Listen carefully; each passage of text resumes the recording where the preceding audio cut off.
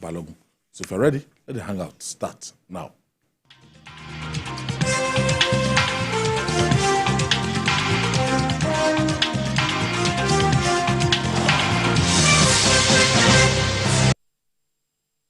Thank you for staying with us. There's turmoil in Rivers State, physically and politically, as both may be related after a night fire that engulfed the State House of Assembly on Sunday. The lawmakers, led by the Speaker, Martin Amohale, woke up to dangle an impeachment notice in the face of Governor Siminalayi Fubara. But the embattled Governor Fubara declared that he has done nothing to warrant impeachment by the State House of Assembly. Addressing his supporters at the Assembly complex, the governor assured the people of the states of more dividends of democracy. Let's hear from Governor Fubara. As the new speaker,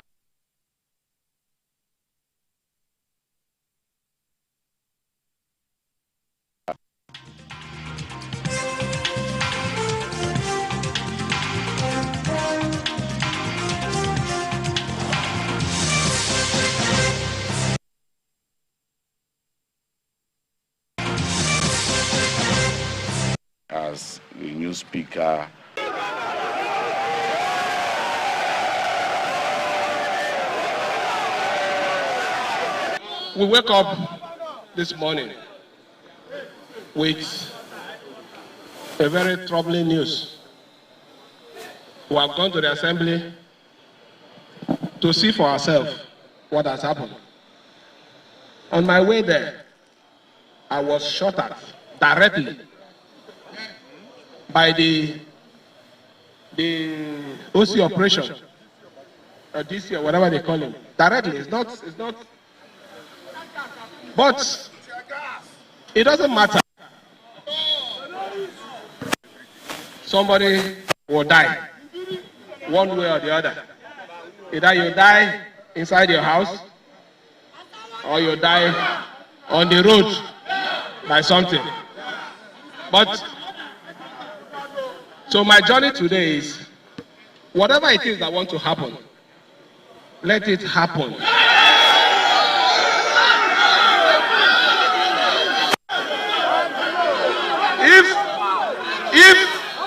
If Siminalayi Fubara is impeached, I am not the first, neither will I be the last. Hold on. I'm saying if it happens. But what is important is any attempt that is not justified will be resisted. Let them come out. And tell Rivers people, that offense that is what I want. Come out and tell the people of Rivers State that offense that Fubara committed, that is warranting impeachment. So, but my happiness this morning is the people of Rivers State, represented by every one of you here, is with us. I can go home and sleep.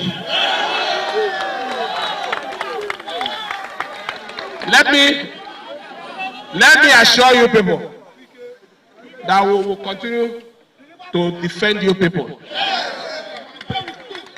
We will protect you people. And you will enjoy the dividend of democracy.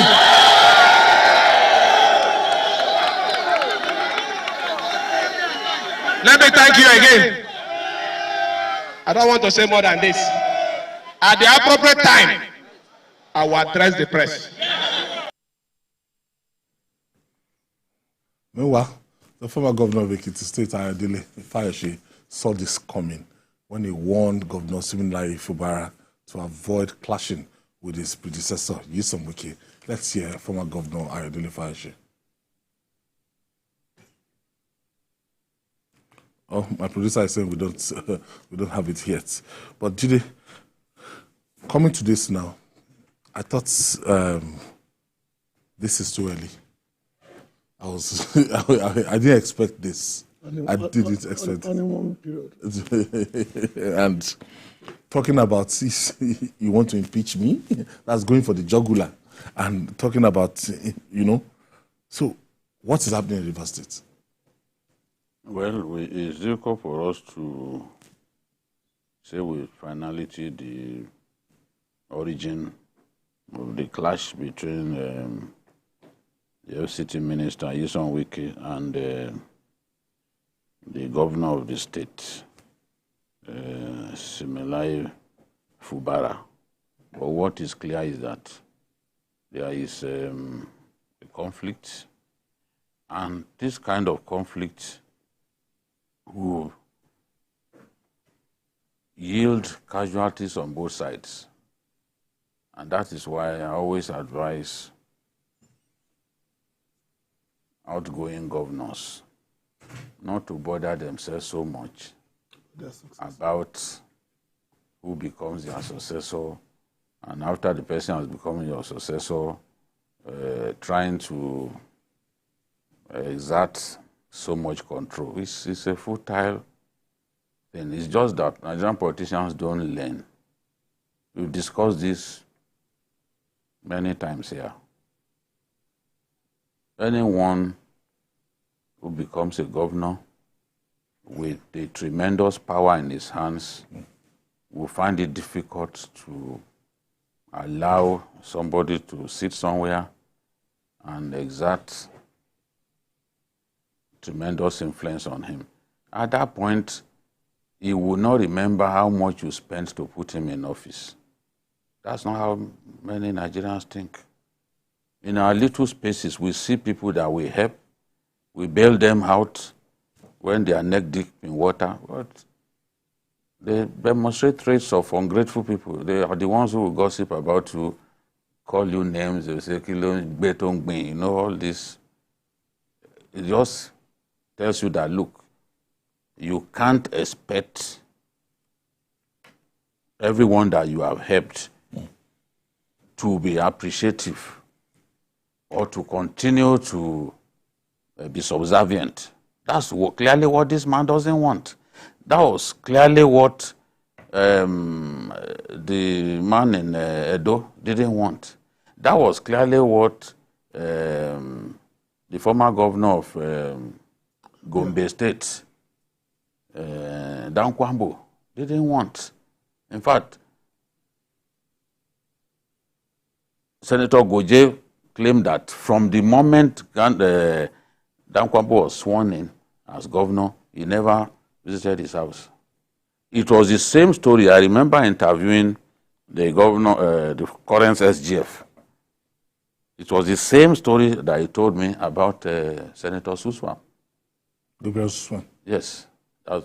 He was ungrateful, this and that. He told stories about how he visited him when he had nothing and all that. Well, that's what is called power. The former governor of Lagos State, Asiwaju Bola Ahmed Tinubu, told someone that you will know the meaning of power when you try your own son with it. Try your own son with power. You see the way even your own son will use the power that you give him. If you are not careful, what happened in one of the Arab nations could happen to you, where a son chased his father out of. You are going too far now. What happened in Kwara? Where a son chased his father was not in power. His father was just influential. I'm talking about somebody in power. It's almost the same thing. It's not the same thing, Ayo. These are two different things. You are the president. Your son kicked you out as president and put himself there. Baba Oloye Saraki did not, Bukola Saraki did not kick a sitting governor or a sitting president out of office. Somebody kicked his father away as president of a country and sat there. They are not the same thing. Everywhere you have people who are influential, they have money, we have godfathers. We are talking about a situation in which your own son chased you out of power and he replaced you. They are not the same thing. They're not the same thing. Bukola Saraki retired his father as what was it called? As a godfather. Over the choice of, okay, it should be my sister that will become governor. Bukola didn't want to see that happen. He had inherited his father's structures. He retired his father because the father then went into a contest with him and lost in his bid to supplant, to put Gbemi. And he didn't stop there. Bukola had already inherited Gbemi's seat in the National Assembly.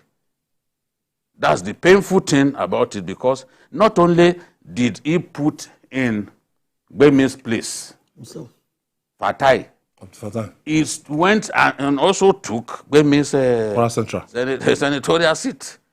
So I understand how that one happened. It's different. The person that I'm talking about chased his father away as president of a country and made himself president. It's not every time that such a thing happens, but that's the nature of power. And before that happened, Asiwaju has spoken about it to someone, that if you want to know what power means, test your son with it. You see the way your own son, when he realizes that he has power in his hands, you see the way he will behave. The way it is now, as I've said, there will be casualties on both sides. The governor can go against Wike's legacies. He can sack all of Wike's aides that are in his government. What are you going to do about that? Look at what is happening. They went to set ablaze the house. It is clear that it is people from the Rivers government that engineered that. It happened before in Edo State, where they set ablaze the house because they felt the house will move against a governor. So they removed the slates. Okay. Those ones didn't set ablaze. They removed the slates so that they can't sit. Yeah. I understand. I remember now. You are right on the money. But this one, they set it ablaze. So it's terrible what people would do. Stop investing too much in individuals. Imagine that, okay, they will remain loyal to you, they will remain subservient. No. People want to be their own man. My advice is that the president should step in and stop this matter from degenerating, because it is clear that both sides have clearly lost their heads, and they can do things that can potentially put the state, put people in the state under serious security. So they simply declare. Yes. So somebody has become a governor. Look, you got to respect him. If you are treating him like your caddy as a golfer, you have to change. Respect his office, respect his person. Okay, DKB, in this situation now, and the very unusual of Governor Isom Wike now, he's still mute. We've not heard anything from him, but from what we heard from the governor, impeachment, is that not taking it too far? Yeah. Extreme. How many months to inauguration? After inauguration? I thought the honeymoon will even last longer, knowing that Simi Fabra is not really a politician in the conventional sense of the word. And I think that one of the reasons why Wike picked him was he thought it would be a pushover. Well, the Yorubas have a saying, Tabafi agbofegun, amafokun elen. When you give a goat to the masquerade, you leave it with the rope. So you should allow the governor to settle down and then exert his influence on so many other ways than this. But Wike doesn't feel good when he's not fighting. He doesn't feel good when he's not fighting. Because I remember I was in Port Harcourt when he locked in a sitting governor, Rotimi Amechi, when he was then the junior minister for education. And he was running the state roughshod, even with the sitting governor sitting down. Just like Rotimi Amechi himself ran out Odili from Rivers for 8 good years. So Rivers has this tendency of inheritors, always going against their whatever you call it now, who put them in office. So to me, I'm sure something will be done. This is just the table tennis. we call this one tossing. I think the real battle will come down the line. Because whatever he's doing this, he's trying to test the governor, resolve, basically, how to handle power. And he has shown that he's willing to fight for it. So I don't think this will go away soon. This is going to be a long battle. It's not going to be sprint. Okay, before similarly to Fubara took office and they had a reception in Port Harcourt, and this is what former Governor Ayo Fayose actually told the successor, that Governor Fubara. My counsel is to you. God will help you. Don't see more than what you are supposed to see. The moment you want to see more than you are supposed to see, you begin to see spirit. Oh. I know we go. I know we go. Now, if he say he will fight you, it's either you surrender or you look for that trouble to the end. God will not find you weakest problem. Oh. He has.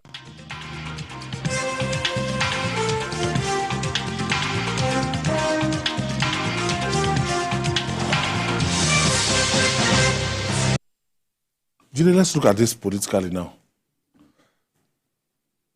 I'm sure the People's Democratic Party, they might want to catch in on this, and I've been saying messages in solidarity with the governor. And we can't describe Governor Wike as one leg in PDP, one leg out. So what might be the political implication of Rivers State? Oh, if I were the governor, if I were the minister, I would slow down, because it's difficult to win this kind of fight. The worst can begin to happen before his eyes. Fubara will go and team up with Amechi, because Amechi now is like a wounded lion. Since he lost in the primaries, he's been extremely bitter, more bitter than bitter leaf, and he does not like to even be seen in the company of members of his party. On the day of the inauguration, of the presidency, he was somewhere else in the company of people of a rival party. So that kind of person at this time will be happy to join Fubara to team up against Wike. Yes, and that is not what Wike would like to see happen. So the best thing, because I had even the House of Assembly, somebody who said is the speaker, I don't know whether he emerged legally, said that they are dissolving all the local governments, all the chairmen of local government are fired, and all that. I even read somewhere too that they are going to suspend the chief judge of the state. I said, this is madness. Anarchy. You cannot suspend chief judge. You've not got the power. Learn from what happened in Ekiti State. It is only the NJC that can punish a judicial officer. Where did you get the idea from that you can suspend? One arm of government. What they are trying to do is, if those people have some level of sympathy for Wike, they are trying to cut off Wike's head, leave him without people who can help him win this battle. Because if the judiciary is not on his side, with the chief judge gone, and they've chased away the local government chairman, they will not be able to mobilize support for him at their different levels. So it's a battle that it appears even the governor is ready for. Right now, he has sacked some of Wike's aides working in his government, and I'm sure he will continue. So when he teams up with, he would most likely team up with Wike's bitterest enemies, people like Amechi, people like the man who was governor for a few days. Ehidoa. No, sorry. Celestine Omeha.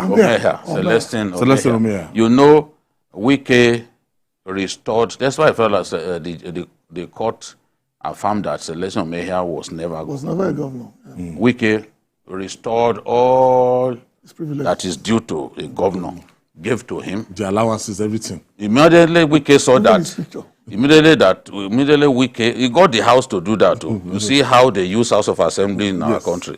Immediately, Wike saw that, he teamed up with Atiku. He then got the house to fire him again. And removed, and say, tell it to... And all the money they paid to him, that he should refund. He should refund it before? All the benefits that he got, that he should refund. So he can now go, Fubara can go and team up with people like Celestine Omehia. This is how politicians work. And the APC guys too. And the faction of, because they are divided, the faction of APC in the state loyal to Amechi, you can go and team up with those ones to fight him. Because he too, as I said to one of his supporters today, the best thing is for you people to come together, speak with your boss, get these two people to come back as one.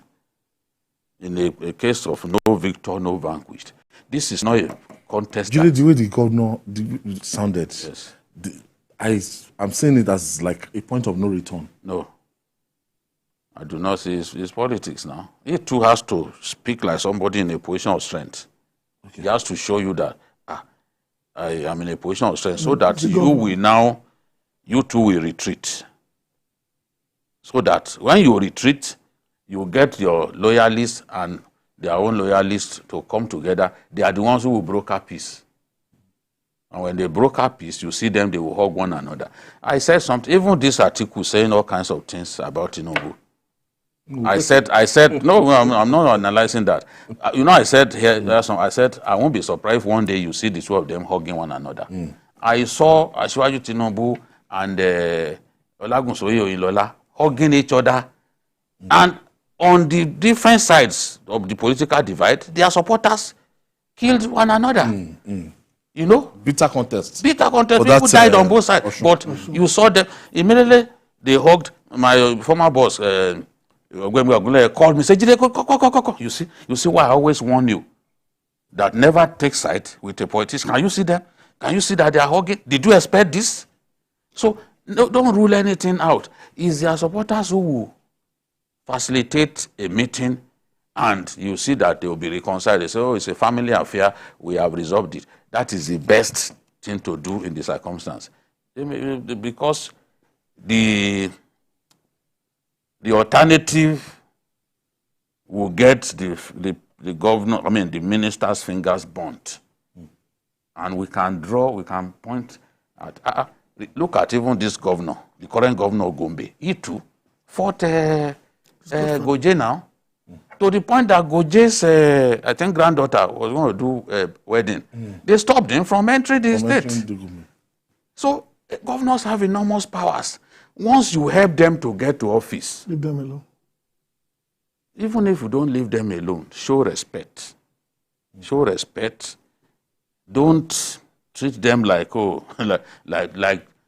yesterday's man that they are. No, with the kind of money coming into their hands, and is the financial officer of the state. He's seeing money coming that he has so much power over. He can turn somebody to a billionaire within a twinkle of an eye. That's power. So once he realized that it's me, is it me that I have all this power? When you want to cross his path, he will do his best to cross. He will do his best. So this is not my advice for the minister. I like him. He's one of the star boys of this administration. Let him make peace with his boy so that he can focus on the assignment that they gave him at the national level. Talking about this impeachment, do you see it's going anywhere? No. With the composition of the State House of Assembly now? No, I don't think we'll get that far. Of course, there'll be a notice, there'll be all the normal fluffing, but I don't think we'll go that far because the cost will be enormous, both to the minister and the governor. Despite all the the governor is doing, he's still a virgin when it comes to the real use of power. And the Yorubas have been saying that power is like an agbada. It doesn't fit you at first. After a while, it now looks like it was sold for you purposefully. A year down the line, yeah. But for now, it's better to make peace with his godfather, make sure he's properly seated. Then, because this battle may not even be for today. Because Wike's relevance in this administration is his ability to control rivers. Yes. And the resources of rivers, both in votes and in other. So he cannot afford to be isolated from his base so soon. Surely. If he has no influence on his home state anymore, where is he going to exercise his relevance in Abuja? No. Okay. So he has to retain that control. All right. We'll take this breather. When we come back, we'll talk more. It's still Journalist Hangout.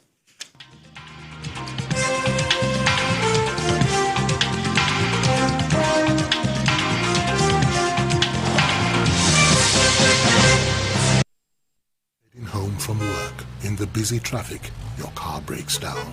Car horns blast. Your car is pushed aside. You call for help. Phone battery blinks and dies. You take a cab. Few miles, tire bursts. What a day. Frustrated, sweating, and tired.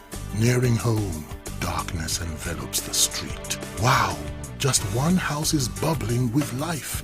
Brilliant lights, loud music, smiling wife, all welcome you. We alone have light? Yes, it's JRB Solar Energy Systems, my anniversary present to us. No matter how dark life is, the sun is gonna shine on everything you do. JRB solar inverters, batteries, solar panels, solar street lights and more. Telephone 0906 752 1111. Email sales@jrbsolar.com. JRB, the sun is gonna shine on everything you do. Like many things in life, making great music is a process. And a key part of that is the right data and the data that helps you understand what needs to be done and how to do it and what sound will connect with listeners. No, bring it up. Let's know everybody sees.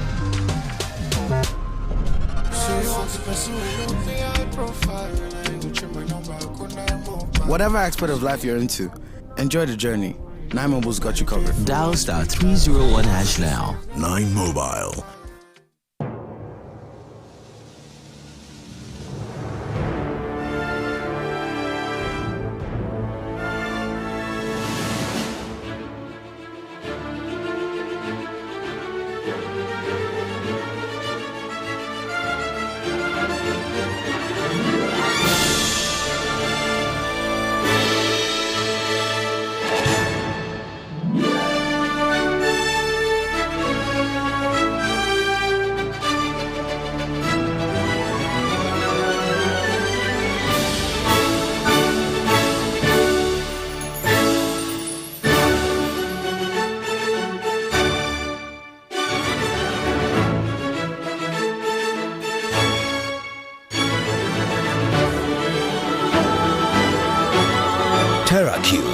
Unwrap joy, unleash taste.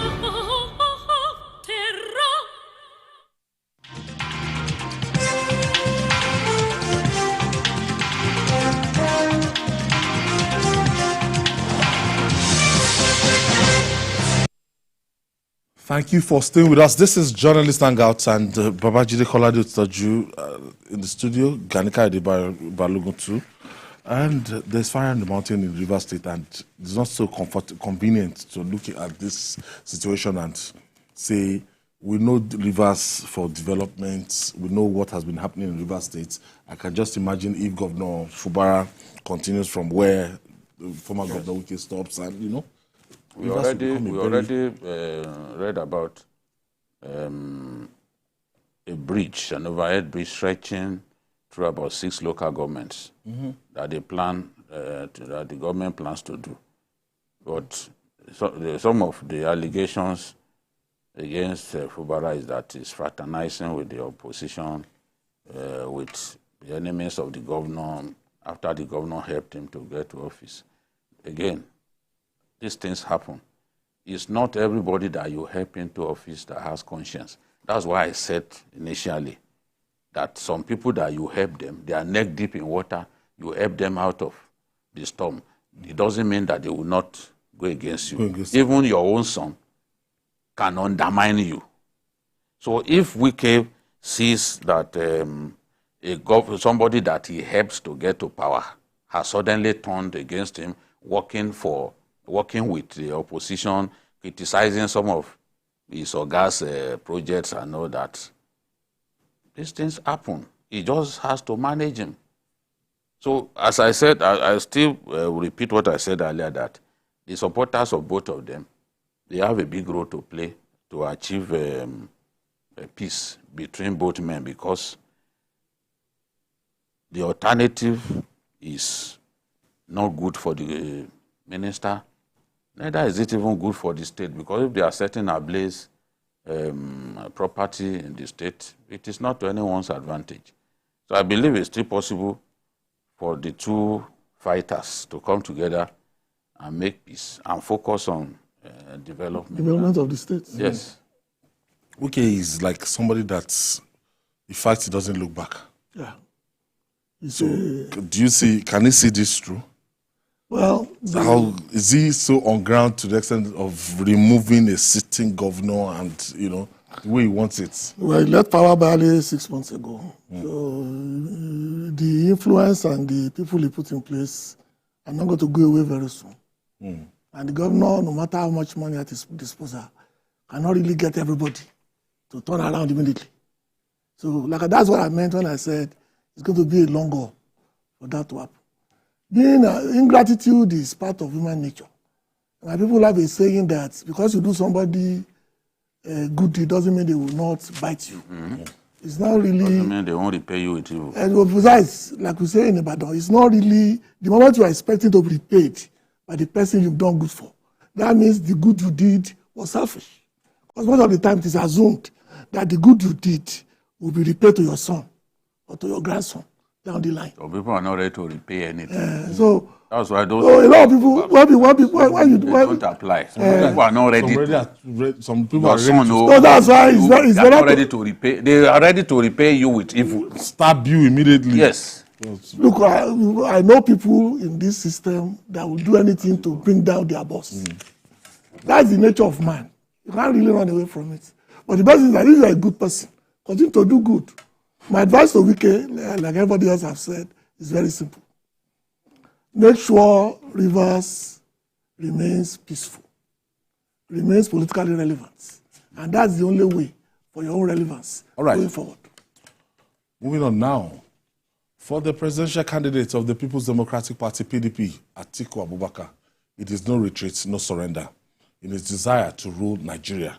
Following the Supreme Court judgments affirming the victory of President Bola Ahmed Tinubu in the 2023 presidential election, Atiku declared that Nigeria is the biggest loser and not himself. Addressing journalists in Abuja, the former vice president said he is not going away. So let's listen to former President Atiku Abubakar. I am absolutely sure that history will vindicate me.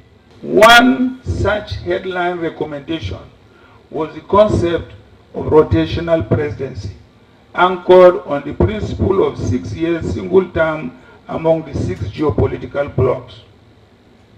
Even the notional idea of delineating the country along geopolitical blocs was a creation of the 1995 Constitutional Conference. As for me and my party, this phase of work is done. However, I'm not going to go away. If you think I'm going to go away, forget about it.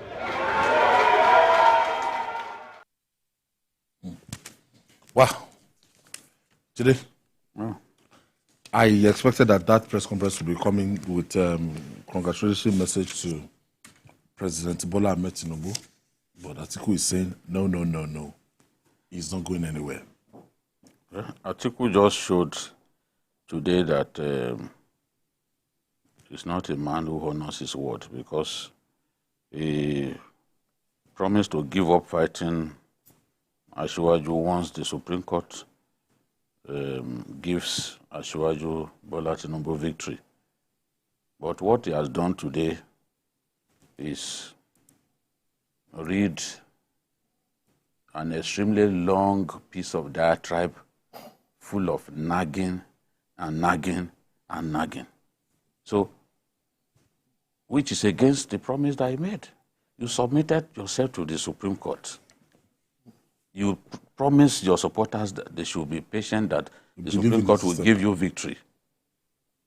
At the end of the day, you didn't get the victory that you wanted, and now you are calling the Supreme Court names. This same man, when he was winning all those cases against Asiwaju, is the same judiciary that he's trying to rubbish today that delivered those victories to him despite being an underdog. If the Supreme Court and other courts wanted to be corrupt at that time, of course Obasanjo had, as president, he could afford to compromise everybody. You will never have the influence that a president has. A president with power to dismiss your own personal aides. We saw it happen now. But at that time, he was not abusing those judges. He was not saying that, oh, that they are corrupt, they are this, they are encouraging crime, they are doing this, they are doing that. How did they encourage crime? Just because they did not agree with you that Asiwaju forged this CSU certificate that he submitted with the INEC. Did the school say the certificate was forged? In that deposition that took more than 5 hours, there was no time that the guy said that document is forged. In any case, how do you even forge what belongs to you? You rightly earned your certificate with honors. It is people who do not have something that go to the extent of forging. You cannot achieve forgery without alteration. There's no evidence that anything on that certificate was altered. This is the definition of forgery. Mesioma turned what she's called to something higher. That is forgery. Asiwaju did not turn a certificate where it's called ordinary pass to high honors. If you had done that, then you can say that is forgery. I don't know how these people think, honestly. Because what are we talking about here? Including those comparing what happened with Mesoma. They've forgotten that Mesoma changed her figures because she wanted to be the highest scorer in JAMB. Did Tinubu do anything like that? The school attested to the fact that he that he graduated with high honors. All that we need to do is check whether what the school said is called was what is on the certificate. That's what we should do. And the school said that we allow the third-party elements to print these things. In their own claim, they are not bothered. Some people even print their certificate and design it to make it look beautiful.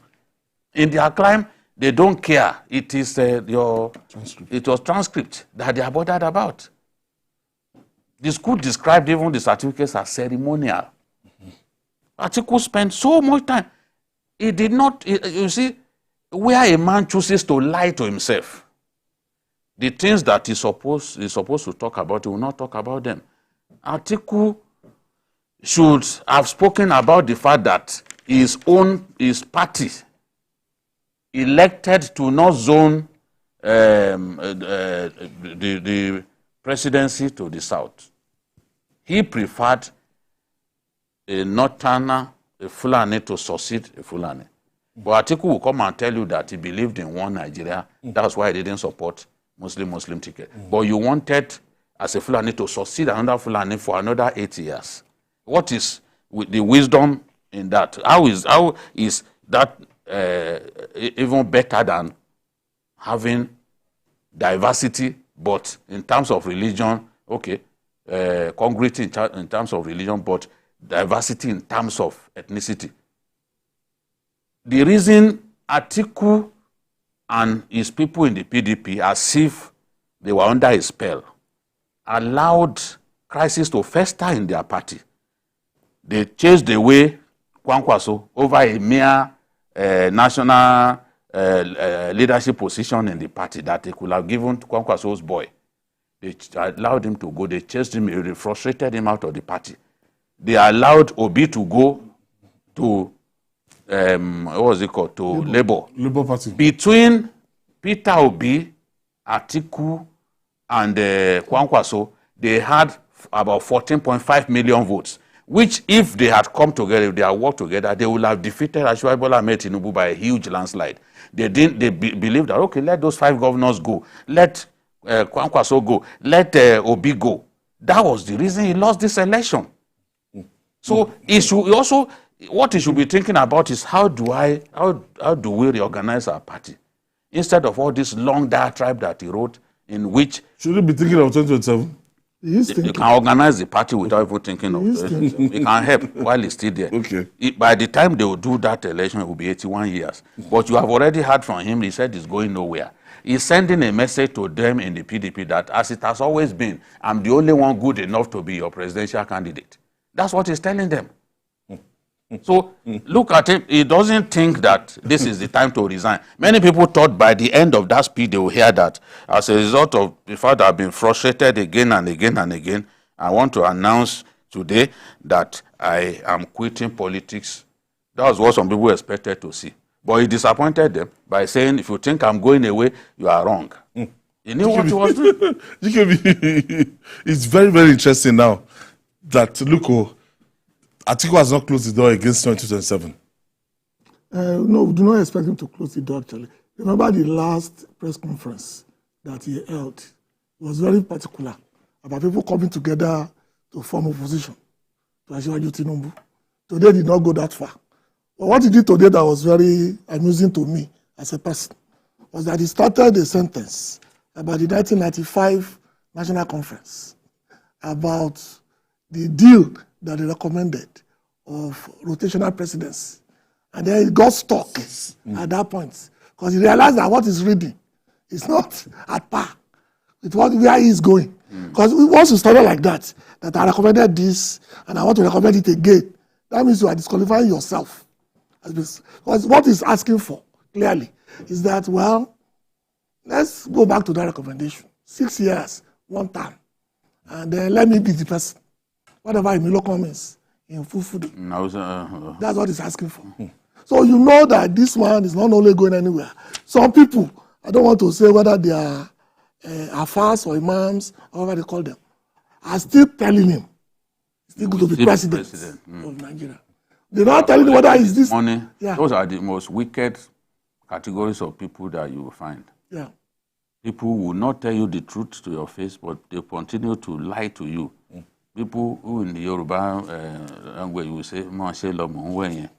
You know, "Mo jo lo ko na." "Mo jo lo mo nwe yen." How many job? You see, they will tell you, you see, apare o ka mo se lo. No, in the learning language, "Mo se lo apare o ka."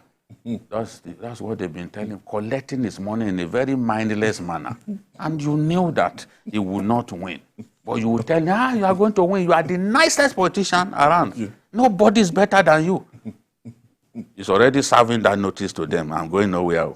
So if you thought it will be 81 by the time of the next election, it will be 81. The tragedy of the Atiku journey is the fact that everybody can see the tragedy. Donald Trump was 83. No, it was not 83. 73. That's different now. The gap is wide. Because Atiku is a man who has boasted for years of his total belief in the judiciary. Yeah. That he always, there was a, don't forget, during the campaign, that he never lost a court case. Okay. Remember, there was a time they were saying that. Okay. Every time he goes to court, he will win. It's a lie. All right. I know, I said that's what they are saying. Don't forget. How about cases that he lost? Against Buhari? Against Buhari. So when you create anybody can lose a court. When you create an illusion, you start believing your own hype. That is sign of sickness. We hope to hear very soon from Mr. Gregory Obi. And the battle for the November 11 governorship election in Kogi State is intensifying, and political parties and their candidates are campaigning harder. The people of Kogi Central Senatorial District trooped out to support the governorship candidate of the All Progressive Congress, APC, Usman Ododo, when his campaign train got there. Imamon's crowd shut down Okene when they converged on Agasa Junction for the rally for Ododo, who hails from the area. Let's share the story with you. We have come to thank you for all the support you have given us in the past 7 years. We have come to thank you for appreciating the work His Excellency, our leader, Alhaji Bello, have done to the good people of Kogi State, ranging from security, education, healthcare, infrastructure, human capital development, and above all, the elimination of violence, crimes, and communal crisis. Distinguished ladies and gentlemen, as I have said and I will continue to tell you, this mandate is the mandate for the people. This mandate is a mandate for Kogi United. It's a mandate for the development of our dear state. And as such, we are coming to build on the legacies of His Excellency Alhaji Bello under the Renew Hope agenda of Mr. President.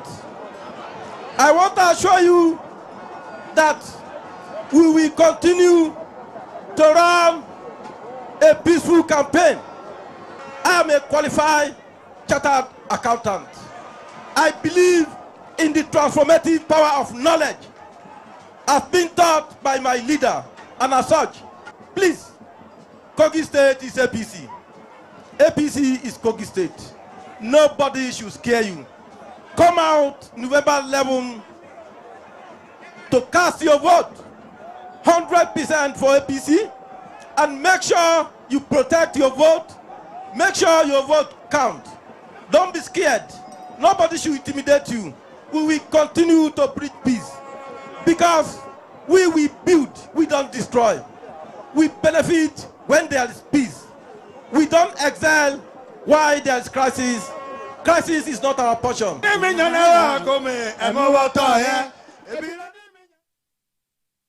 Of this election?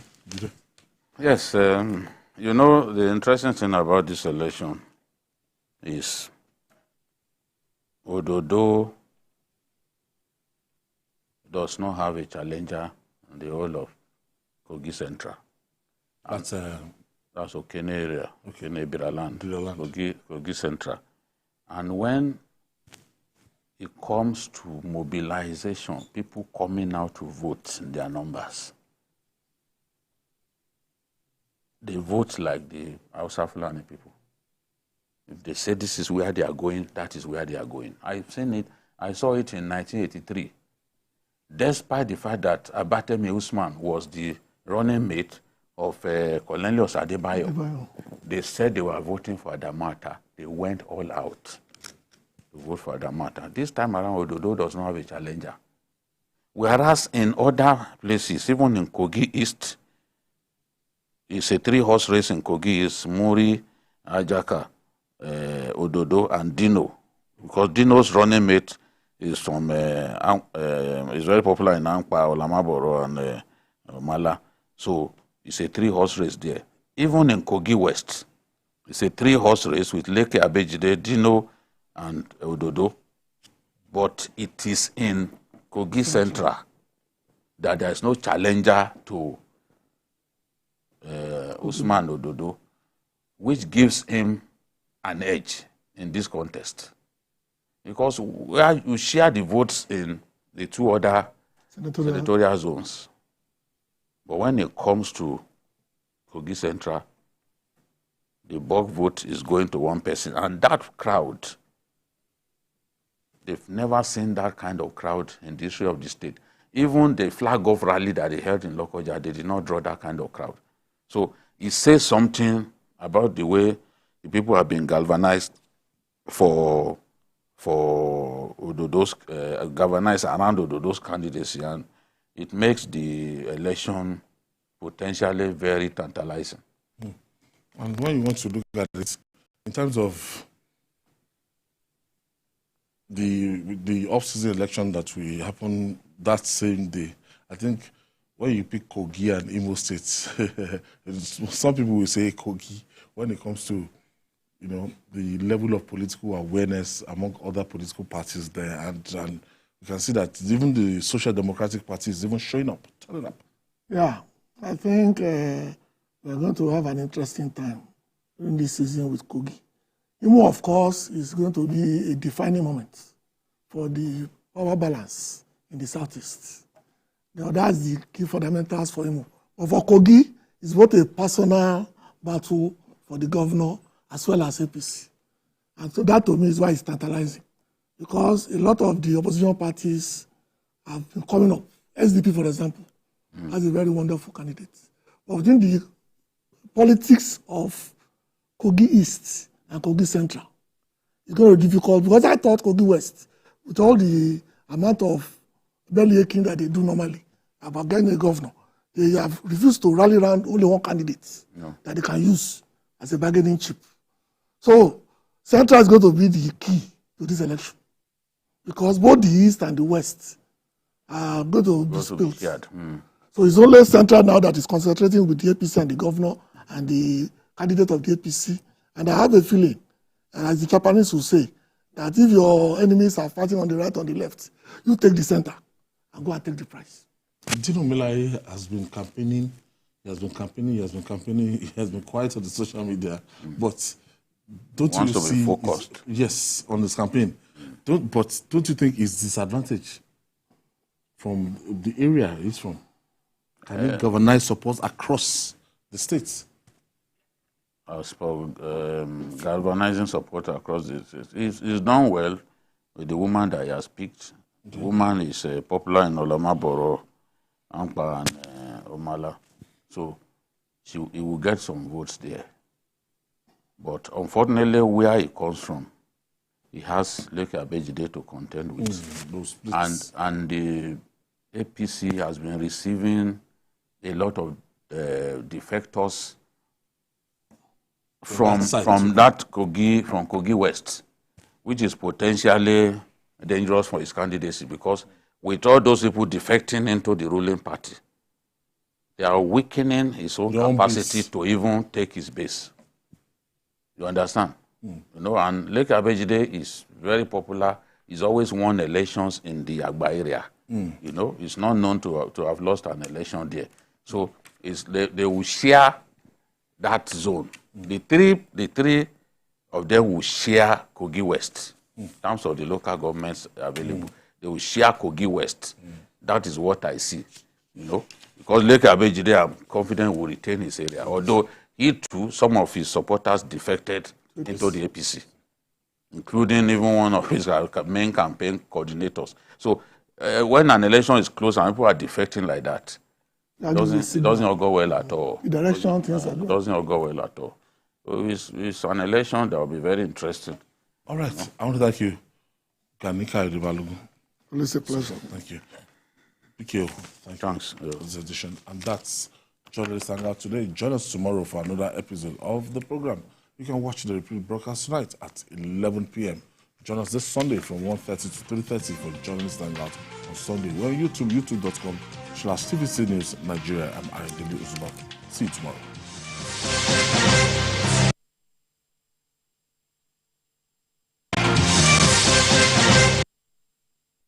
Creative Market is here again. Yes, the biggest gathering of African and international creative industry professionals is back. First in Lagos, November 2023, and Dubai, March 2024. Come join thousands of creative professionals from fashion shows, networking, business opportunities and financing, a mega music concert featuring some of Nigeria's biggest acts, and many more. From Thursday, November 2nd to Tuesday, November 7th, 2023 at 21st Century Technologies, Lekki Phase 1, Lagos, Nigeria. The Dubai event runs from March 5th to March 9th, 2024. Register to be a delegate and get the full event schedule at www.africancreativemarketglobal.com. Call the ACM team on 070-362-30247 or 080-9 536-772-72 for sponsorship and advert bookings. Be there. The following is a paid presentation by ShopX TV. Are you worried about the safety and security of your home at night? Do you wish to know when intruders come close to your home? Or do you want to protect what matters to your family from anywhere at any time? What if there was a convenient, affordable way to keep surveillance in your home without having to worry about wires, installations, or heavy light bills? Introducing the incredible Sidebulb HD Cam, the robotic 360-degree two-way torque camera with action tracking technology. Sidebulb is the ultimate solution for discreet and powerful surveillance. It's so easy to install, and the app lets you rotate and view the video from your Sidebulb in real time from any smartphone. You can drop in from anywhere and check in with our two-way talk technology. Talk and listen at the same time. Hello, Mommy. Hey, sweetie. I'll be home soon, okay? Sidebulb's advanced tracking technology locks onto motion and tracks in real time. Set the siren alarm to go up when motion is detected and keep intruders away. Check in on your home while you're away. Make sure the kids got home safely. Interact with visitors at your doorway or surprise a trespasser. Surveillance in a light bulb. I was amazed at the 360-degree rotation. It gives me a full view of my house and I can check in on my kids. The footage is clear and the night vision is so impressive. The best part, I can add multiple side bulbs for a complete home surveillance. I really like my Sidebulb. It's so easy to use. I just downloaded the app, I put it on my phone, and I add it up and run in about 3 minutes. Traditional surveillance systems are bulky, expensive, and difficult to install. But with Sidebulb HD Cam's innovative design, installation is as fast as changing a light bulb, and it's made for indoor and outdoor surveillance. The Sidebulb HD Cam is now available in Nigeria, exclusively from ShopX TV. You could be paying up to 200,000 naira for an indoor and outdoor security system that doesn't fully secure your home. But call the number on your screen now and get the Sidebulb HD Cam for just 45,000 naira and get peace of mind. And that's not all. If you call now, we'll give you an extra Sidebulb at no extra cost. That means you buy one and get one free for 45,000 naira. But wait, there's more. If you order now, you get the Sidebulb HD Cam delivered to you for free wherever you are in Nigeria. So, call the number on your screen now or visit our website to place your order while stock lasts. The proceeding was a paid presentation brought to you by ShopX TV. Experience information and entertainment like never before as TVC Breakfast takes your weekends to a whole new level. Introducing TVC Breakfast Weekend Edition, your ultimate source of thrilling sports updates, insightful political analysis, and captivating entertainment news. Stay in the know with what's trending. Catch up with the latest in sports and immerse yourself in the latest buzz from the world of music and movies. Your weekends are no longer just days off, but moments packed with knowledge, excitement, and enjoyment. TVC Breakfast Weekend Edition, only on TVC News.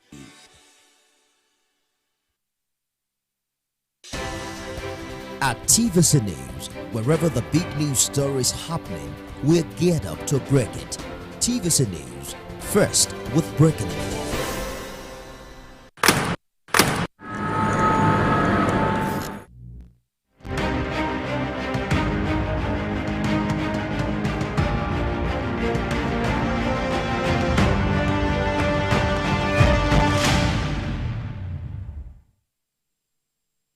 The crisis rocking the Rivers State House of Assembly. A suspended leader of the State Assembly, Edison Ehihie, who is also an ally of Governor Siminalayi Fubara, has announced his emergence as the new speaker. Thanks for joining us on the program, everyone. I'm Nifemi Oguntoye. You can join the conversation now on X, formerly Twitter, using the hashtag Beyond 100 Days. Remember to tag at TVC News NG. So the factional speaker, Edison Ehihie, says his faction of lawmakers elected him to the new position following the crisis at the House of Assembly. And this is coming hours after he was removed as leader of the House and suspended by another group of lawmakers. That happened earlier today at the Assembly complex. Of course, we've been following this story since last night. Police fired gunshots and tear gas to disperse a large crowd protesting the plans by the Rivers State House of Assembly to impeach the governor. The clash between the police, the governor, and his supporters broke out moments after lawmakers commenced impeachment proceedings at the resumed plenary inside the House of Assembly complex in Port Harcourt.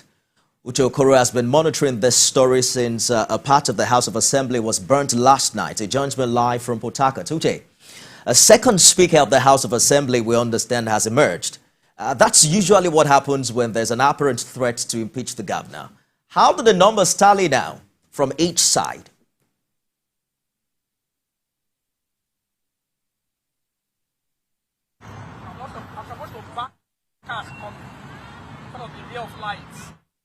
Well, we're going to get back to our correspondent who is monitoring that development in Rivers State, but I'm right here joined in the studio by a Niger Delta activist who's also been following this very interesting development. Joseph Efa, thank you for talking to us on the program this evening.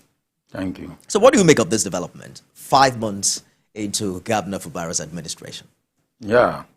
Well, in the first place, the last time I came here, was to congratulate Winky for his activities, his projects and others in Rivers State. But as I'm here, I'm disappointed that Winky, the former governor, want to turn Rivers State to the rivers of blood. You're saying that the minister is behind all of this? The minister, everyone knows, the security agents know. So me, I'm surprised that the National Security Advisor, knowing very well that there will be Bayelsa State election. You must have an information that is not in the public. Well, look, the public knows. Let us stop destroying this country. If we continue to pretend, we cannot help this country. Precisely if we continue to pretend. Precisely what do you think is happening here? Now the governor want to insist that the former minister want to insist that the governor do just whatever I want. Follow my instructions. 5 months, you will say, what is the problem? You or yourself open this speech by saying, just 5 months. What is the problem? Now, because of time, there are two personalities, two great people in this country that I want to appeal to. Number one, the President of the Federal Republic of Nigeria. They should not joke with the type of drama that is happening in Rivers State. The President is aware of what is happening. And I want to remind the President, when his mother died, I led Niger Delta people to go and console him. What did the Niger Delta people tell our president, President Tinubu? They told him at Ikoyi, I was there, the elders told him that your mother is a blessing to Nigeria because she trained you to love justice, fairness. What is happening in Rivers State? How is the president seeing it? I'll say the fathers and fathers of Niger Delta visited President Tinubu when he was not even a candidate in this election. And they consoled him because of his mother's death. And they told him, we love your mother because she trained you to believe in justice, fairness. What is happening to our River State? Rivers of blood is turning into. So the president should remember the day I led Niger Delta people to console him when his mother died. So what are you asking him to do precisely? He should just ask the minister of FCT. You have just left there. What is your leadership criteria? If the state you left 5 months, 4 months is burning, let the minister answer him. I still don't get it because you probably have an information that is not in the public as to how are you sure? Okay, now what is happening now? Let me tell you one of the things. Has Wike's name written all over it? Yes, let me tell you another thing. The National Security Advisor, you are listening to me. Do you remember when the former President Obasanjo wanted to install a Niger Deltan to be the running mate of Yaradua, and the current NSA, Malam Ribadu, stopped it?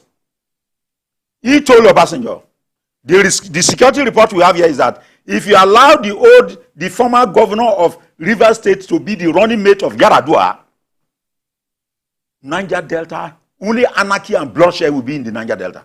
Because the former governor, not in Wekeo, the governor at that time, the former governor at that time, was using all state allocation and everything to raise cultism and everything to destroy River State. So if you are fighting Alamesia, and you are now saying you want this man to be running mate to Yaradua, Rubadu said, I will not accept it. All right. Now, do you know what happened? I, on behalf of my group, announced Rubadu as Ijaw Man of the Year. I say, if Rubadu did not stop that former governor of River State, all the River State communities, Delta communities, Bayelsa communities, anarchy and everywhere is what they will set up and come up with state of emergency. I hear you, sir. Do you know what happened? Your story still doesn't establish that is to tell you that as coordinator of the job monitoring group, we know what is happening. Why am I hailing Rubadu? I hail Rubadu, make him a job man of the year. So what do by you job monitoring group? Do you know what happened? Let me finish this. Yes. Rubadu called me from the office of my lawyer, Femi Falana, for the judge to declare him man of the year because he saved our life. He saved anarchy in the old Niger Delta by that governor. So we know what is happening. What is happening? Because you seem to know. I don't know, and my viewer also is interested in yes, and that's what we are saying. The governor wants the former minister, the former governor, want to make sure that this current governor, if he asks him, go and urinate, urinate. Go and piss, he piss. Go and shit. We cannot look. Let me tell you, River State was established by the blood of great men and women. Hold that thought. We will not allow it. Hold that thought, Mr. Eva. We'll come back to this conversation, but we still can't find an evidence in the submission you're making right now. Our correspondent is live in Port Harcourt. He's been monitoring this story since a part of the House of Assembly was burnt last night. And he joins me now from Port Harcourt. Uche, there are two factions now claiming control over the River State House of Assembly. Help us understand what the numbers are on both sides. At the Assembly complex this morning during that sitting in the auditorium I think just shares adjoining walls very close to the chamber that was affected by that fire incident. Now, during that sitting, we had 24 members present. The River State House of Assembly is constituted by 32 members. It's a 32-member assembly. But present today at that sitting, we are 24 members, 24 lawmakers, including the Speaker of the House of Assembly. The lawmakers who perfected the removal of the majority leader and subsequent suspension and alongside 4 other lawmakers. So we have 24 members. That leaves us with the other set of lawmakers to make up the numbers. That's 32.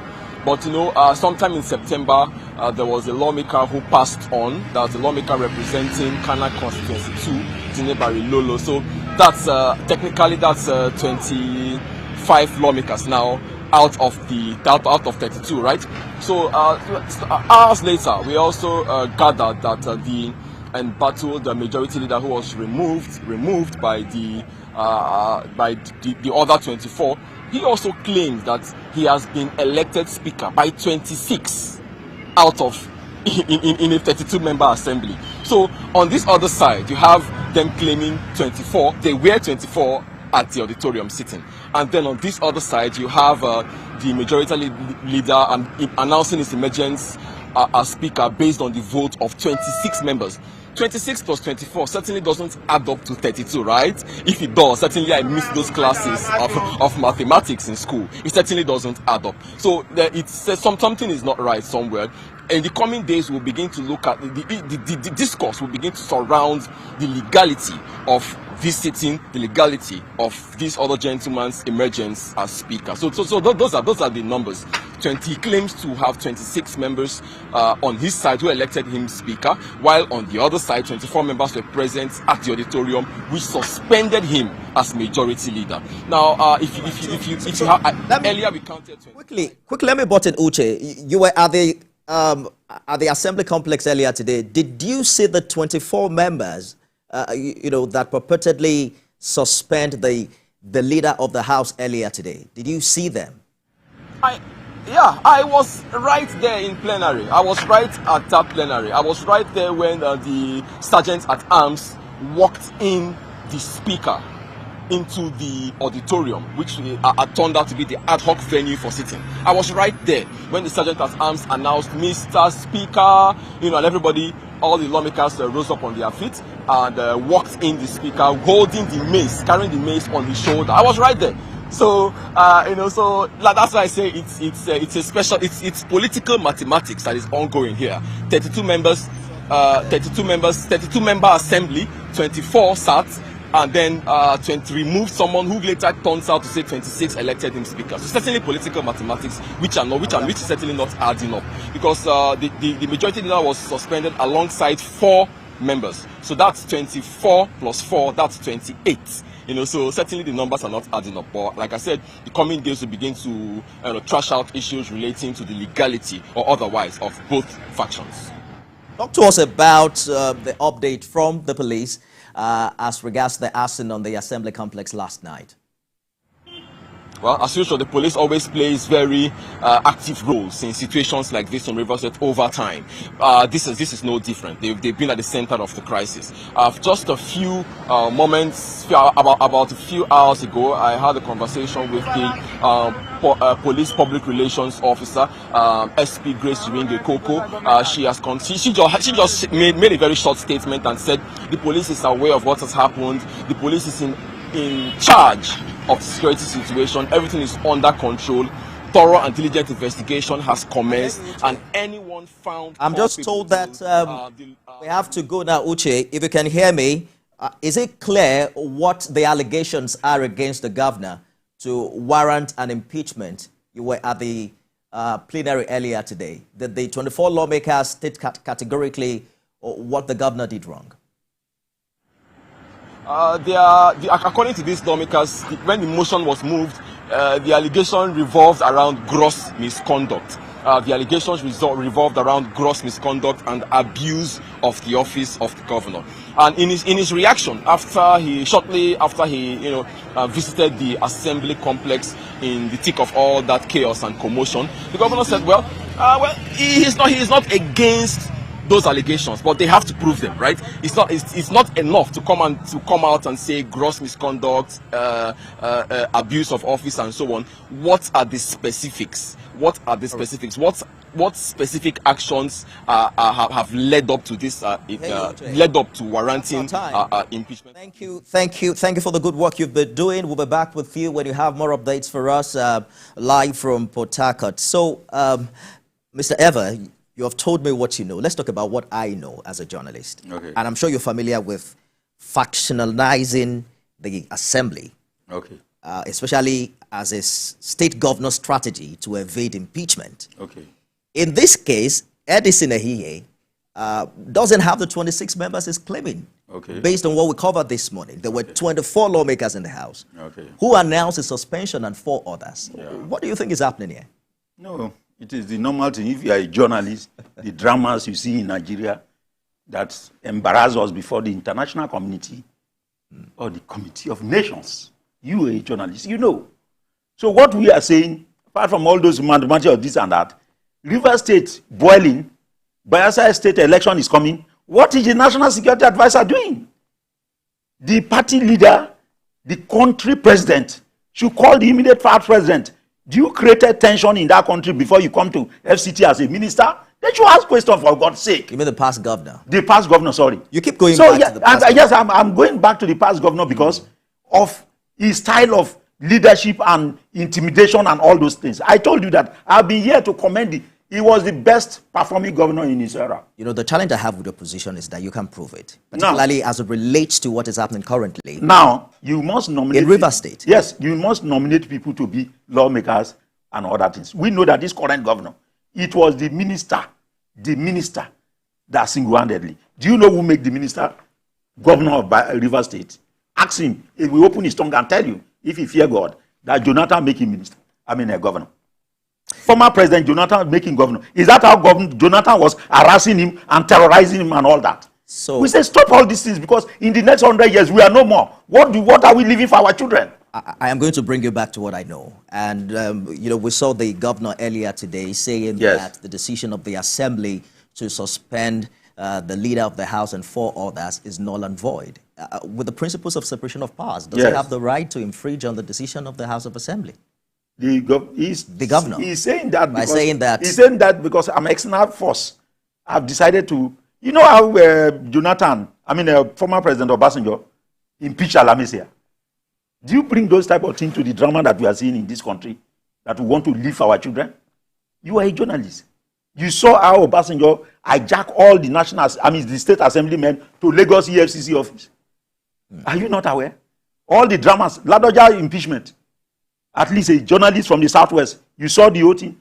Before the likes of Tinubu, then they decide to go to court to fight for Ladoja and all that. This is 2023. So, 2023, yes, but you need history.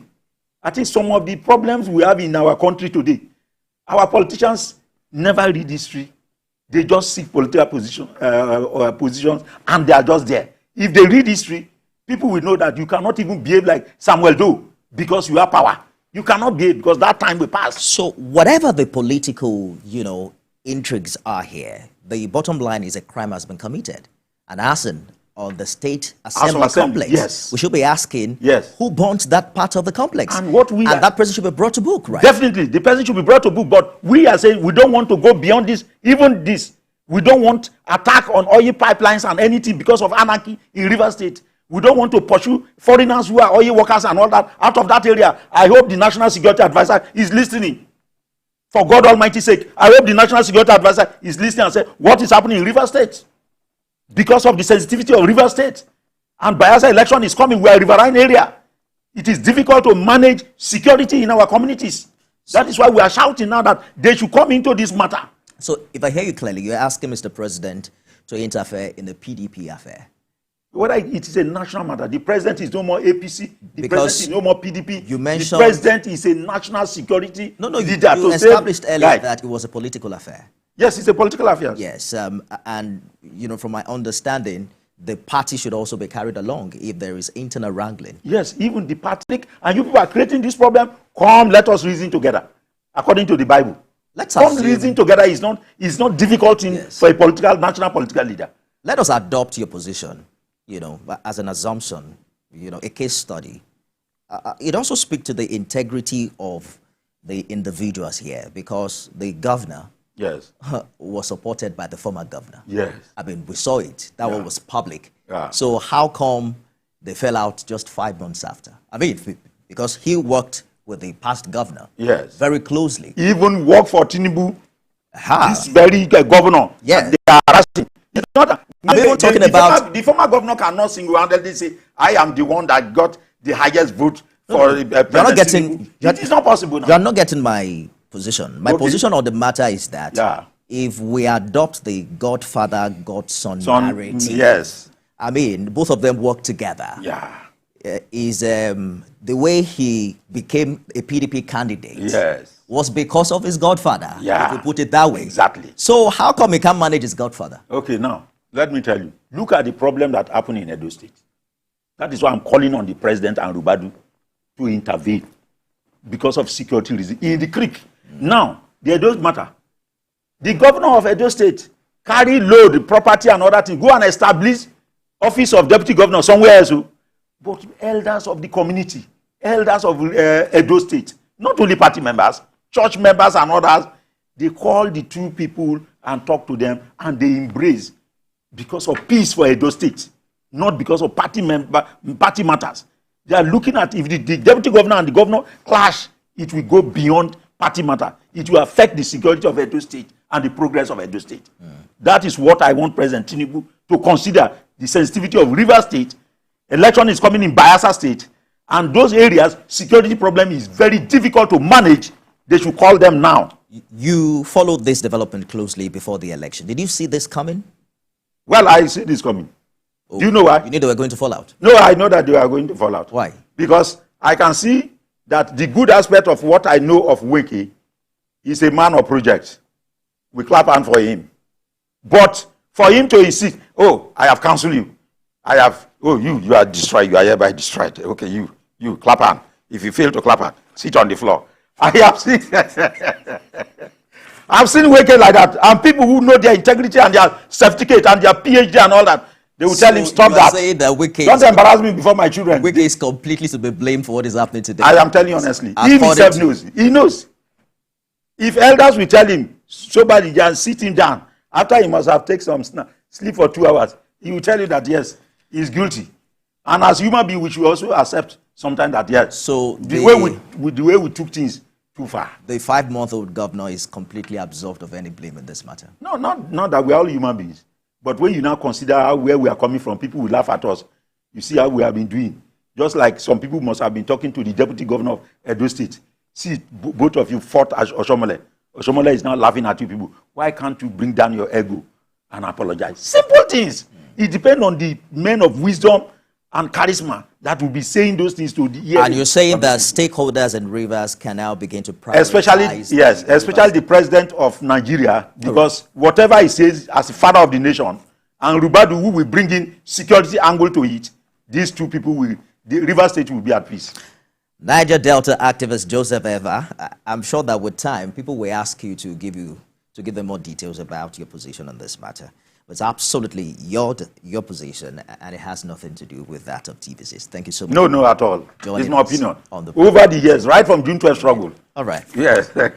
Quickly before we go, let's tell you that President Bola Tinubu said that he has absolute confidence in the competence, capacity, and character of his chief of staff, Femi Gbajabiamila, emphasizing that he made the right choice in appointing him to serve in his administration. This vote of confidence was passed in Femi Gbajabiamila at the beginning of this week's Federal Executive Council meeting, chaired by the President, and has in attendance the Secretary to the Government of the Federation, Chief of Staff, National Security Advisor, and ministers of the Federal Cabinet. President Tinubu also read a riot act to the staff and aides in the presidential villa, reminding them that the Federal Executive Council meeting is sacred and those without official clearance shouldn't be seen in the council chambers. The Secretary to the Government of the Federation, George Akume, congratulated Mr. President on behalf of the members of his cabinet on the recent victory of the Supreme Court, validating the election of President Tinubu at the polls. Let's reiterate to all of you that a lot of stories are going around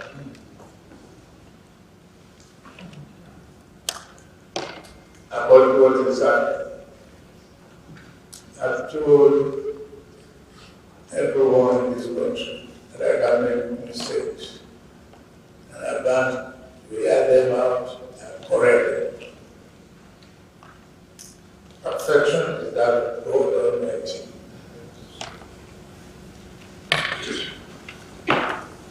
I have absolute confidence on the integrity of my chief of staff. President Bola Tinubu there. That's a program today. You can watch it again at midnight and at 6 a.m. tomorrow. I am Nifemi Oguntoye.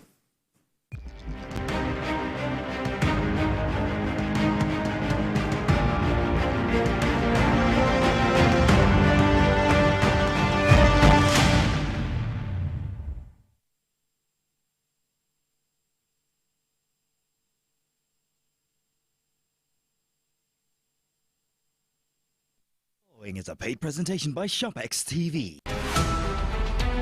Every major news story is with many perspectives and layered with different levels of impact. Hello.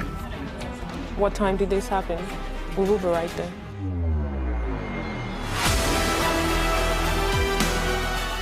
The following is a paid presentation by ShopX TV. Do you struggle with having an active and healthy lifestyle due to your busy schedule? Do you find it's difficult to make it to the gym? You want to improve your overall health, but don't know where and how to start? Medical experts agree that walking, running, and jogging are amongst the best ways to stay fit and enjoy a great active and healthy lifestyle. What if there was a convenient and affordable way to improve your health, improve your mood, and lose weight right in your own home? Introducing the SportX Digital Compact Treadmill. The compact foldable treadmill that makes being active and losing weight fast and easy. Just unfold it and walk, jog, or run while you watch your favorite programs on TV. And when you're done, just fold it and store it away. Now that's convenience. The secret is its advanced design that houses a 1 horsepower motor that is twice the size of most treadmills, packed into a nice compact unit, powering every step you take. You get the SportX Digital Compact Treadmill System complete with a rugged commercial-grade ultra-durable traction belt, large LCD multifunctional display that displays speed, time, distance, calories, and has 12 different exercise programs, as well as a magnetic safety key for added security. The SportX treadmill has really helped me get back in shape after childbirth. I love it because it's compact and can fit anywhere in the house. And when I'm done, I fold and put it away. Easy peasy. This is the best piece of equipment for people like me who want to stay active without leaving the home. I simply unfold it and use it while I watch my favorite program on TV. Joining the gym can cost an absolute fortune, and you could be paying up to 600,000 naira in annual gym fees. Get the SportX treadmill to save the cost and work out from the convenience of your home. You could pay 500,000 naira for a treadmill like this, but you can get the SportX treadmill for not 400,000 naira, not even 300,000 naira. Order right now and get this for just 294,500 naira only. But wait, there's more. If you order now, you get the SportX Digital Compact Treadmill delivered to you for free, wherever you are in Nigeria. The SportX Compact Digital Treadmill comes with ShopX 30-day money-back guarantee. If you're not satisfied with the treadmill, send it back for a full refund. But hurry, limited stock available. So, call the number on your screen now or visit our website to place your order while stock lasts. The proceeding was a paid presentation brought to you by ShopX TV. The Shared Prosperity Weekly TV series on TVC News. It is through this telecast the viewers get to know what is happening in the prosperity government of His Excellency Senator Hope Uzodinma, the Executive Governor of Imo State. Through this program, all questions agitating the minds of citizens and residents of Imo State are answered in details with documentary evidence. Don't miss it. Keep a date with us every Sunday on TVC News by 9 p.m. At TVC News, wherever the big news story is happening, we're geared up to break it. TVC News, first with breaking news.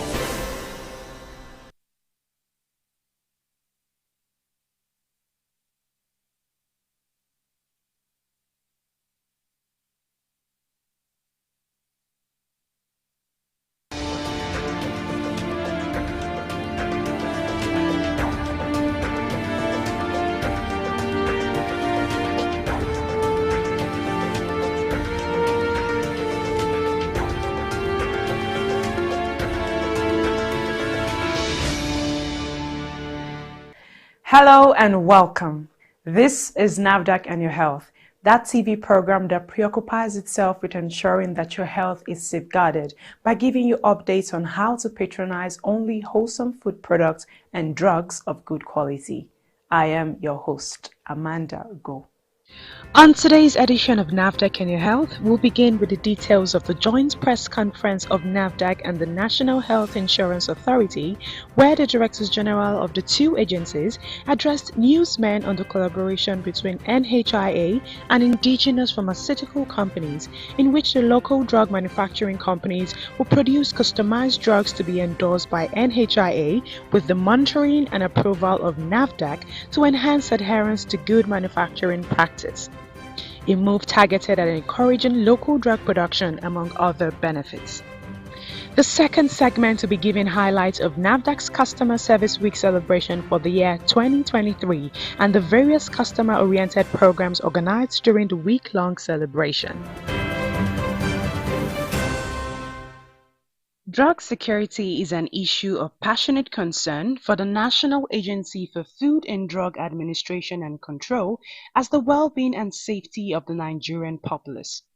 This is why the agency has always put in place strategies and policies that would ensure that only drugs of good quality and standards are being made available for public use. The agency, apart from being painstaking in the process of issuing approval to pharmaceutical companies and thoroughly putting the drugs through a series of laboratory tests in its world-class laboratories, still follows up by doing post-marketing surveillance. All these are done particularly for two germane reasons: to ensure quality drugs are made available to the public and to encourage the development of local pharmaceutical companies so that they can embrace good manufacturing practices. In addition to all of these, NAFDAC has always liaised and collaborated with other government agencies in the health sector and relevant stakeholders in ensuring drug security. One of such agencies is the National Health Insurance Authority. It was against this background and to intimate the public about the fruitful results of their people-oriented collaborations that NAFDAC and NHIA recently held a joint press conference at the Abuja office of NAFDAC. At the press conference, Professor Mojisola Adeyeye explained the reasons NAFDAC has continued to collaborate with NHIA and the latest developments that have made the collaborations even more necessary. NAFDAC has collaborated and continues to collaborate with NHIA to ensure a sustainable access to affordable and acceptable quality medicines for our citizens. In Executive Order 3, the federal government requires that all MDAs shall grant preference to local manufacturers of goods and service providers in their procurement of goods and services. That is part of why this collaboration is extremely important. It was based on this collaboration with NAFDAC and in line with this executive order that NHIA worked with local pharmaceutical manufacturers whose manufacturing facilities have been approved by NAFDAC as meeting good manufacturing practices requirements for the procurement of needed medicines. These manufacturing companies have also had their products registered by NAFDAC. This means that all the attributes of quality, safety, and efficacy pertaining to these products have been duly assured by NAFDAC. It is not all companies that qualify for this. We picked based on international standards, the companies. The federal government has just launched the operational guidelines for the 2022 National Health Insurance Authority Act as part of efforts to ensure all Nigerians have access to affordable healthcare services. The operational guidelines are crucial to clarifying the roles, responsibilities, and obligations of various stakeholders in the health sector, because access to affordable quality healthcare for all Nigerians is key on the path to achieving universal health coverage. The press conference was particularly informed by steps being taken by NHIA to operationalize the executive order given to the agency and give details on the modalities to be taken. NHIA signed a memorandum of understanding with pharmaceutical companies and drug management organizations from different states for production of 33 different drugs to address the perennial problem of out-of-stock syndrome in the nation's health facilities. Under this initiative, 12 pharmaceutical companies will be branding the 33 products for the health insurance ecosystem in the first phase. Already, NHIA has chosen 7 states Delta, Enugu, Gombe, Jigawa, Niger, Osun, and Sokoto states, and the Federal Capital Territory for the pilot phase of this initiative. It is also geared towards strengthening local pharmaceutical manufacturers, which will ultimately guarantee medicines security, medicines with quality. All these efforts are geared towards one ultimate goal, and that is to ensure drug security. As NHIA continues in the drive to work with the pharmaceutical companies in the laid-down vision, NAFDAC remains unrelenting in playing the complementary role without which the efforts of NHIA cannot yield the desired results. This drive to guarantee medicine security has been deliberate and intentional effort by NAFDAC in the past 5 years and continues to be on the front burner to ensure that pharmaceutical manufacturing facilities are fit for purpose.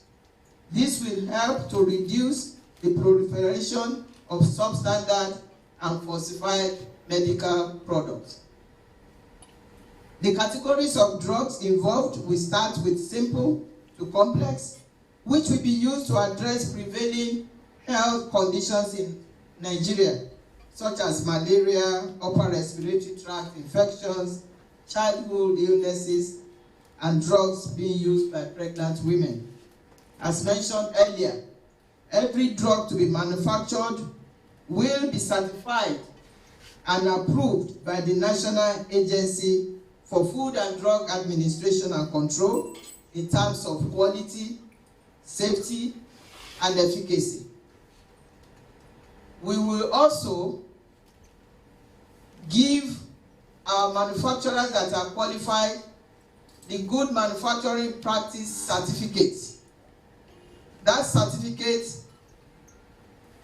NHIA will have, so that a double assurance is given that it is not just what we tell them, it is the certificate that we also give them. NAFDAC carries out this mandate by ensuring appropriate documentation of products, attributes, or qualities, conducting inspections of manufacturing facilities to ensure they comply with good manufacturing practices requirements. The products are tested in our laboratory in Yaba, the Central Drug Laboratory.